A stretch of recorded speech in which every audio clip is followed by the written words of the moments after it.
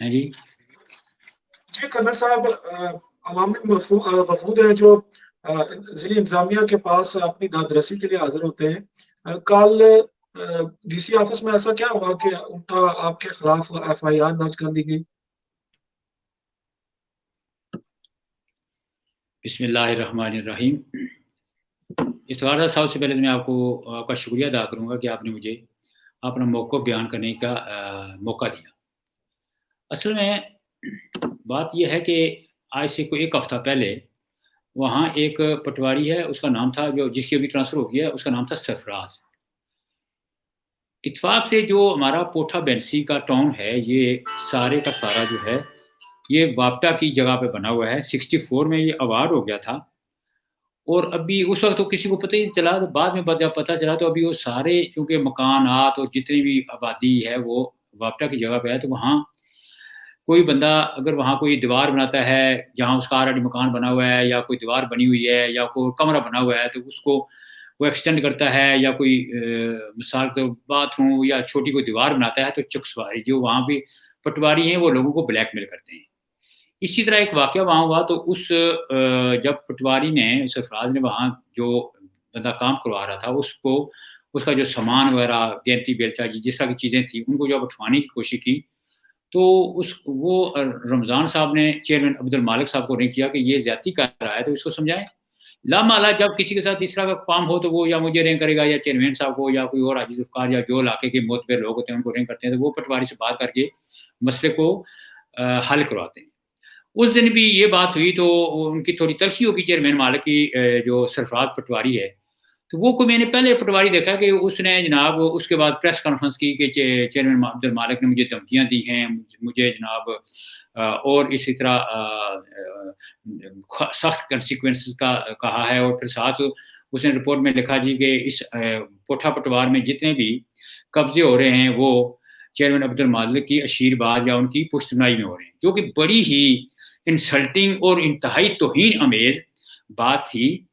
और इस पे जब एफआईआर हुई, तो हमने देखा कि अभी चेयरमैन अब्दुल मालिक साहब जो एक तो ठीक है जी, वो पॉलिटिकल फिगर हैं, हमारे इलाके के बड़े आदमी हैं, लेकिन इसके साथ-साथ वो ऑफिस होल्डर हैं, वो एडमिनिस्ट्रेटर हैं, गवर्नमेंट के, वो इस वक़्त गवर्नमेंट का हिस्सा हैं। तो इस तरह की अगर कोई इल्ज़ाम भी हो, तो उसका एक तरीक़ाकार होता है कि डिपार्टमेंटल इंक्वायरी होती है, और उसके बाद जो कानूनी कार्रवाई होती है। यहाँ तो मसला ही बड़ा उल्टा हुआ, तो इस पे हमें बड़ी तकलीफ़ हुई, क्योंकि चूँकि पटवारी की रिपोर्ट जो है, उसमें लामाला वो पहले नायब तहसीलदार के पास होगी, गिरदावर के पास गई होगी, और उसके बाद वो पुलिस के पास गई। तो इसी शिकायत के लिए, इस शिकायत के लिए हमने फैसला किया सब लोगों ने कि चलते हैं, कमिश्नर साहब और डिप्टी कमिश्नर को मिलेंगे। तो वो तकरीबन 70-80 लोग या 100 लोग, मुझे एग्ज़ैक्टली फिगर तो नहीं कुछ कह सकता, काफ़ी लोग थे। तो हम पहले चले गए कमिश्नर साहब के पास, क्योंकि कमिश्नर साहब बैठे थे, डिप्टी कमिश्नर साहब उस वक़्त तक अभी नहीं बैठे थे। तो उनके कमिश्नर साहब के जब दफ्तर गए, तो उन्होंने अपने कॉन्फ्रेंस रूम खुलवा लिया, वहाँ सब लोग बैठे, कुछ लोग बैठ गए, कुछ खड़े हो गए। तो वहाँ बातचीत, सारे हमने अपने तहफ़्फ़ुज़ात का और गिला जो था, हमारी शिकायत थी, हमने उनको आगाह किया। तो उन्होंने बड़े तअम्मुल से और तदब्बर से हमारी बात को सुना, और बात को जब समझ गए, तो उन्होंने कहा कि वाक़ई ये एक ज़्यादती है, और इसका तदारक होगा। तो हम लोग जो है ना, आधा घंटा वहाँ बैठे तकरीबन, तो बातचीत के बाद हम चले गए। उसके बाद हमने डीसी साहब को मिलना था, तो सब लोग वहाँ डीसी एरिया की जो पार्किंग है, वहाँ चले गए। तो चूँकि लोग ज़्यादा थे, तो चेयरमैन अब्दुल मालिक साहब ने मुझे और इनकलाबी साहब को कहा कि आप जाके डीसी साहब को रिक्वेस्ट करें कि वो बाहर अगर आ जाएँ, ताकि लोग दफ्तर में मिट नहीं सकेंगे, सारे वहाँ नहीं बैठ सकेंगे। तो अगर बाहर आके बात कर लें, तो मेहरबानी होगी। तो मैं और नज़ीर इनकलाबी साहब, हम दोनों चले गए। वहाँ उनसे रिक्वेस्ट की कि लोग काफ़ी हैं, तो यहाँ दफ्तर में सब लोग नहीं बैठ सकेंगे, तो बराए मेहरबानी आप जो है, वो बाहर जाके उनसे बात करें। तो डीसी साहब ने कहा, नहीं जी, ये मेरा काम नहीं है लोगों से बातें करना, ये मैं तो नहीं जाऊँगा। हमने कहा जी कि अभी लोग आए हुए हैं, तो उनसे बात करने में क्या हर्ज है? कोई ऐसी एहतजाज वगैरह तो है नहीं है, ना कोई इस तरह की बात, सिर्फ़ बात ही करनी है कि हमने अपने तहफ़्फ़ुज़ात या अपनी जो शिकायत हैं, वो आपको रिकॉर्ड करवानी है, तो चले चलें। उन्होंने कहा, नहीं, मैं बाहर नहीं जाऊँगा। अच्छा, in the mean time chairman Abdul मालिक साहब और बाकी बाबर आज़म और बाकी लोग भी दफ्तर में आ गए। तो हमने कहा जी कि इससे तो बड़ा कम खराब हो, परेशान हो गए। तो उस पे चेयरमैन अब्दुल मालिक साहब ने उनको कहा कि चलो, अगर बाहर नहीं आ पाते, तो आप कॉन्फ्रेंस रूम में आ जाएँ, वहाँ 20 से 25 लोग तो आ ही जाएँगे, तो उनके साथ बात कर लो। उन्होंने इससे भी इनकार कर दिया कि नहीं, मैं वहां भी नहीं जाऊंगा। तो हमने कहा जी कि बात यह है कि लोग आए हुए हैं, तो लोगों से आप किस तरह बात फिर करेंगे? कोई तरीकाकार तो होना चाहिए कि आप लोगों से बात करें। कॉन्फ्रेंस रूम है, बाहर चले चलें, जहां भी आपकी मंशा या मर्जी है उस मुताबिक वहां चले जाएं। उन्होंने कहा नहीं, मैं नहीं जाऊंगा, ये लीडरों का काम होता है, मेरा काम नहीं है मैं लोगों से बात करूं। हमने कहा जी आप यहाँ एक जिम्मेदार अफसर हैं, और यहाँ जो है लोग आते हैं, साहिल आते हैं अपनी शिकायत लेके, तो आप लोगों से अगर मिलेंगे नहीं, उनसे बात नहीं करेंगे, तो कैसे निज़ाम चलेगा? उन्होंने कहा नहीं नहीं नहीं, ये आप लोगों को लीडरों का काम है। तो उस पर मैंने उनको कहा, मैंने कहा जी बात ये है कि जो लीडर हैं उनको तो आपने कार्नर किया हुआ है, वो तो अपनी इज्जत महफूज करते हैं, अपनी इज्जत बचा दे, बेचारे भाग रहे हैं।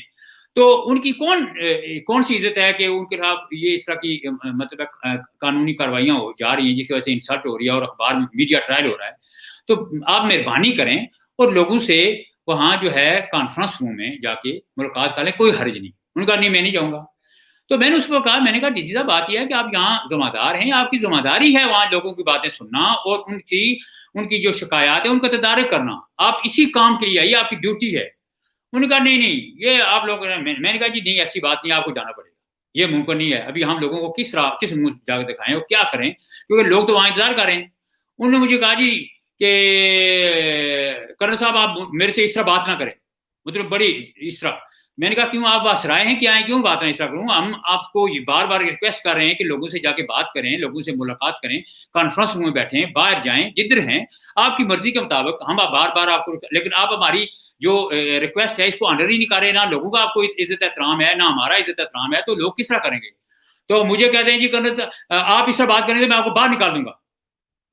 मुझे बड़ा गुस्सा, मैंने कहा ये दफ्तर जो है किसी के बाप का नहीं है, मैं देखता हूँ मुझे कौन निकालता है। मैंने कहा ये दफ्तर जो है ना, ये सरकारी दफ्तर है, और मैं कोई ऐसी बात आपसे नहीं कर रहा जो गैर मुनासिब हो। मैं तो मरवत रवादारी और उस मतलब है कि अखलाकियात के दायरे में बात करके आपसे बात कर रहा हूँ। आप तो मुनगाड़ी जी, उन्होंने बंदे मंगवा लिए वहां जनाब, कोई 2-3 लोग है कि मैंने कहा मैं देखता हूँ मुझे दफ्तर से कौन बाहर निकालता है। तो इस तरह तलखी हुई वहां। तलखी के दौरान फिर वो लोग जब आए, तो फिर उस वक्त चेयरमैन अब्दुल मालिक साहब जो हैं वो उठे, और नजीर इकबाल बाकी लोग, उन्होंने मुझे कहा कि ये चूंकि डीसी साहब ये जो हैं, ये मतलब सच्ची बात है, उन्होंने कहा ये बहुत एरिगेंट आदमी है, तो इससे अभी क्या बात हो सकती है, इससे बात नहीं हो सकती। हमने फिर वहां से वॉकआउट किया और वहां जाके हमने नाराबाजी भी जो की उनके आपकी साथ। शिकायत थी उस पर आपकी तलब कलामी नहीं हुई, सिर्फ इस बात पर तलब कलामी हुई कि वो बाहर आने के लिए तैयार ही नहीं थे। नहीं नहीं, एक दफा नहीं, हमने 20 दफा उनको रिक्वेस्ट की कि बाहर चलें, बाहर नहीं जा सकते तो आप कॉन्फ्रेंस रूम में जाके लोगों से बात, कोई बात नहीं थी। और मेरा कोई नाम इसमें मामला था, अभी बात जो एक्चुअली इशू लेकिन था वो इसके तो बाद डिस्कस ही नहीं हुआ। चेयरमैन मालिक साहब और नजीर इनकलाबी साहब के कहने पर आप बाहर चले आए, तो फिर मुकदमा क्यों दर्ज हो गया, FIR क्यों दर्ज हुई अगर आपने उनकी बात मान ली? क्योंकि ये जो डीसी यानी आपने आपको वासराय समझता है ना, ये समझता है कि मेरे ये जो तौहीन हुई है, वो जो आपने उसमें देखा होगा, क्या उसने लिखा हुआ है कि जनाब इन्होंने आगे धमकियां दी, हंगामा जी किया जी। अच्छा, सरकार हम की। अगर इसके केस के आगाज की बात करें, तो जो खबर पहले जो सामने आई वो ये थी कि खालसा सरकार पर कब्जा हो रहा था और चेयरमैन मालिक साहब ने पटवारी को धमकियां दी।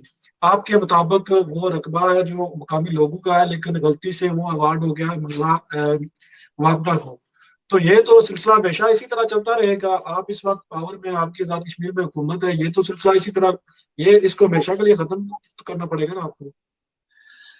मैं आपकी बात से 100% एग्री करता हूं कि हमने प्राइम मिनिस्टर साहब को रिक्वेस्ट की है कि वो लोग जो बेचारे, किसी की 10 मरले पे को बेचारा काबज है, कोई एक कनाल पे है, किसी की 2 कनाल है, या वट एवर जो ऑलरेडी वापटा का है या इस तरह का जो रकबा है, उसको हुकूमत तो अभी उनको नेचुरली उनकी आबादकारी हुई है, वो लोग वहां रह रहे हैं, तो उनको वहां के जो हुकूमत यूज ही नहीं कर सकती, और वो रकबा वैसे भी उन लोगों के यूज में है, तो उनको आप मालकाना हकूक दे दें, ताकि ये जो इसकी पटवारियों की या पुलिस की वहां की एक दौंस धांधली होती है, जो या लोगों को ब्लैकमेल ही करते हैं ताकि लोगों से जान छूट जाए, गरीब लोग बड़े तंग होते हैं।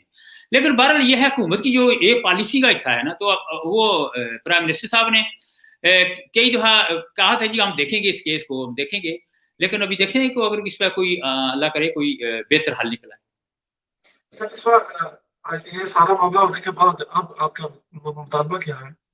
उसी जगह के हवाले से है या डीसी साहब को आप तब्दील करवाना चाहेंगे? आप पावर में नहीं, हैं, नहीं, देखिए जी, लिहाजा दूसरी तरफ है। बात ये है कि मैं समझता हूँ कि हमने वहाँ कोई मेरा ज़ाती काम नहीं था, हम तो एक अपने इलाके की, अपने कम्युनिटी की जो तहफ़्फ़ुज़ है उसके लिए गए हैं। और मैं समझता हूँ कि डीसी ने बहुत ज़्यादती की है। मतलब ना सिर्फ मेरी, ये जितने लोग थे सबकी इंसल्ट है। और अगर डीसी जो है वो नहीं मिलता, लोगों से नहीं मिलता, या लोगों से बात करना गवारा नहीं करता, टेलीफोन करें टेलीफोन सुनना गवारा नहीं करता, मुलाकात करो मुलाकात करना गवारा नहीं, इस कदर मतलब है डीसी साहब का जो एटीट्यूड है इस कदर एरोगेंट होता है। बल्कि मैं आपको बताऊं, कई दफा, 2-3 दफा मैंने जाके पर्सनली उनसे रिक्वेस्ट की। मैंने कहा जी हम ज़िम्मेदार लोग हैं, इज्जतदार वाले लोग हैं, बावकार लोग हैं, कोई, मैंने कहा जी पर्सनली मैं तो कोई ना कोई सुरबाजी कभी किया, ना हमने कभी लैंड ग्रैबिंग किया, ना हम क्रिमिनल हैं, ना कोई, हम तो इज्जत के लिए ये काम कर रहे हैं, लोगों की खिदमत कर रहे हैं। तो अगर आप हमारी इज्जत नहीं करेंगे तो आपकी इज्जत फिर कैसी होगी? ये मैंने उनको मतलब है कि अच्छे अंदाज में, लेकिन वो बस ये वो मैं समझता हूँ कि उनका जो एटीट्यूड है डीसी साहब का, वो एक थानेदार का सा एटीट्यूड है, डीसी का सा एटीट्यूड है। डीसी जो है ना, उसमें इंटेलेक्ट होता है, डीसी में एक गहराई होती है, तहम्मुल होता है। डीसी जो है उसने पूरे जिले का इंतजाम चलाना होता है, उसको बड़ी चीजों पे मतलब है कि अपनी शख्सियत और अपनी जो बुर्दबारी है वो शो करनी पड़ती है और चलिए लोगों इसी की तरह रिस्पेक्ट से देनी पड़ती है। मैं ये जानना चाहता हूँ कि आपका मुतालबा क्या है, क्योंकि मुजफ्फराबाद में भी आपकी हुकूमत है, वज़ीर आज़म साहब आपकी पार्टी के हैं, तो इस वक्त आपका मुतालबा क्या है इस सारे जो भी इशू बना है इसके बाद? देखें, बात यह है कि हम कमिश्नर साहब से जब मिले तो उन्होंने कहा था हमें 2 दिन दें, ठीक हो गया। वो 2 दिन तो बेसिकली जो पहली एफआईआर या जो पहला मसला था उसके लिए था।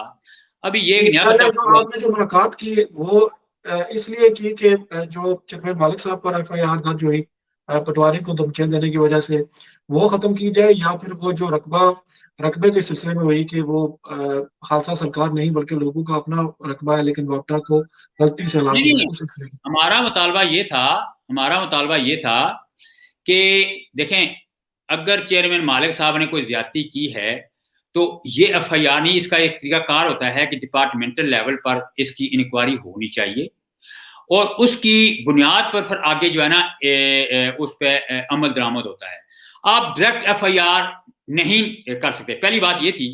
दूसरी बात यह है कि उस एफआईआर में लिखा हुआ है कि जितने भी इस इलाके में कब्जे हो रहे उनकी जो है पुष्टपराई चेयरमैन मालिक साहब करते हैं। ये इल्जाम कौन किस तरह प्रूव कर सकता है? कौन कहता है, कौन कह सकता है कि उसकी पुष्टपराई सारी चेयरमैन मालिक साहब कह रहे हैं? झूठ बोल रहा है। यही तो हम कह रहे हैं कि भाई इस तरह की आप अगर इल्जाम तराशें और देखें, वो जो डॉक्यूमेंट है अभी जो एफआईआर है, ये तो एक रिकॉर्ड है, बन गया है। इस पे देखें, कल पॉलिटिकल ब्लैकमेलिंग होगी, विक्टिमाइजेशन होगी, लोग अजीब अजीब किस्म की बातें करेंगे। तो एक जो पटवारी है वो प्रेस कॉन्फ्रेंस कर रहा है, मतलब कोई पूछने वाला ही नहीं है उसको। इस तरह की स्वीपिंग स्टेटमेंट एफआईआर में या कोर्ट में डाल रहा है, कोई पूछने वाला नहीं है।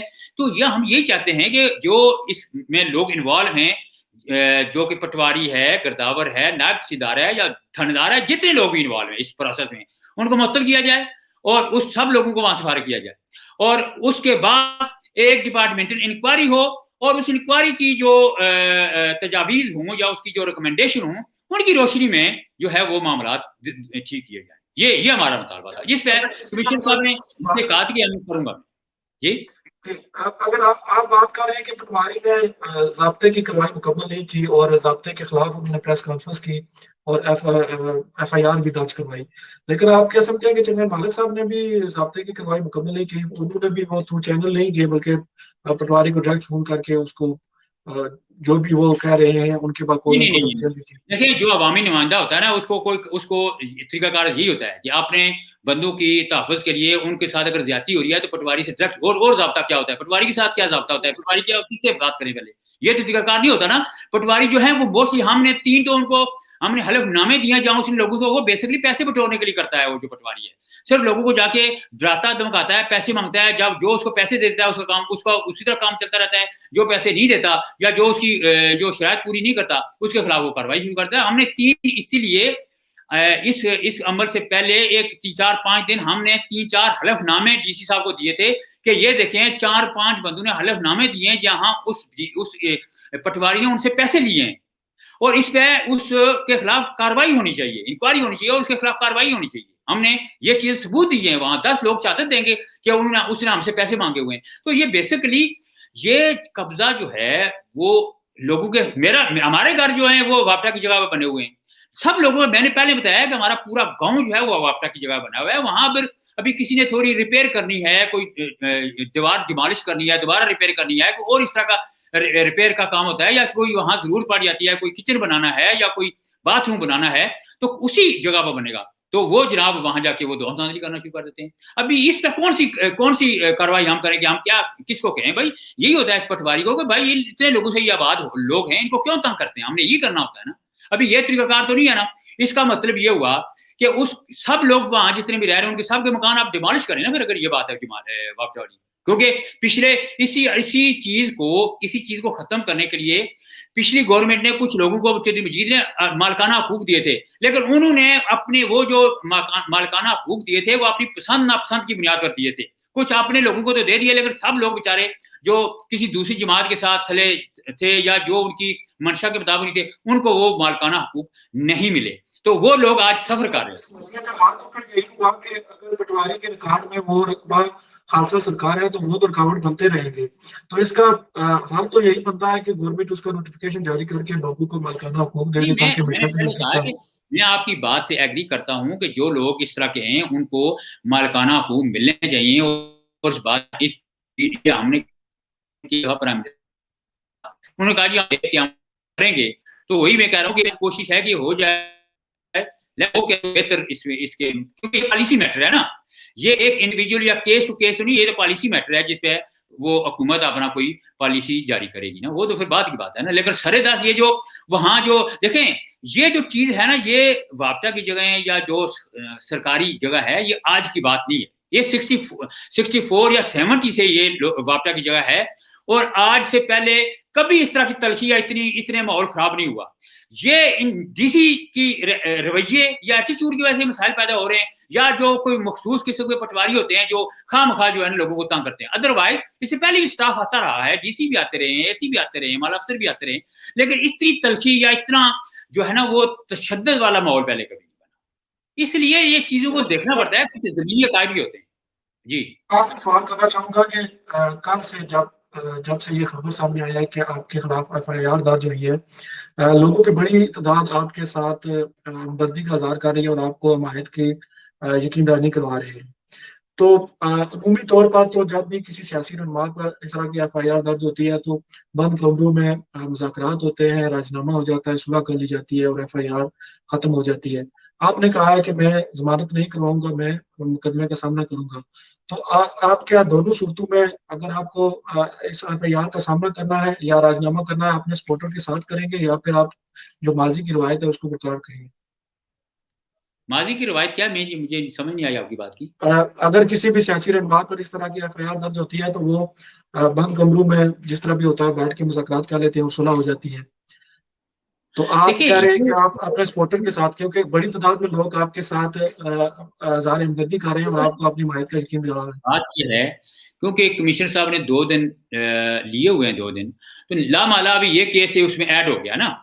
अभी वो हमने इसीलिए कोई अपना ज्यादा रद्द-ए-अमल नहीं किया। कल भी हमने प्रेस कॉन्फ्रेंस भी नहीं की, कोई रद्द-ए-अमल नहीं किया कि we are just waiting for the response from the administration, commissioner साहब क्या करते हैं। अगर वो नहीं होता या उनको उनकी तरफ से नहीं कार नहीं होता, तो उसमें फिर हम बैठ के इंशाल्लाह कार करेंगे।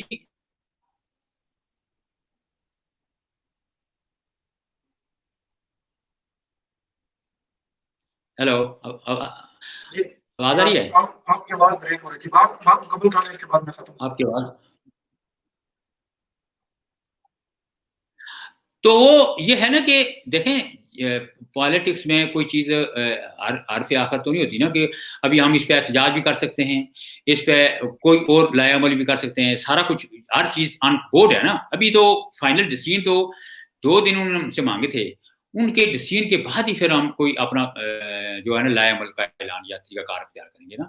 क्योंकि लोगों ने जिस पिज़राई का या जिस मोहब्बत का या हमदर्दी का मुझे इज़हार किया है, मैं सब लोगों का शुक्रगुज़ार हूँ और मैं सच्ची बात है कि यही इनफैक्ट हमने जो लोगों को सर्विस दी है या लोगों की खिदमत करते हैं, जो भी तरीकाकार है, तो उससे यही होता है कि जब इस तरह की काम हो, क्योंकि पब्लिक जो तहफ़्फ़ुज़ है, लोगों का जो तहफ़्फ़ुज़ है, उसी के लिए हम काम कर रहे हैं। मैं कोई लैंड ग्रैबर नहीं हूँ, मैं पहले कहा मैं नाम क्रिमिनल हूँ, मैं तो आर्मी से रिटायर अपनी मेरा एक निज़ाम है अपना।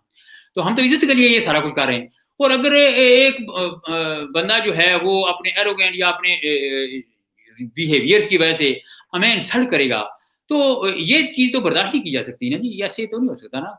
मतलब है कि जी, जी, पावर के बहुत शुक्रिया। बुनियाद पर जो इंतज़ामी इंतज़ामी पावर या ये चीज़ें होती हैं, ये क्या होता है? ये कोई जीसीएल इधर से चला जाए, तो ज़ाती तो इख्तिलाफ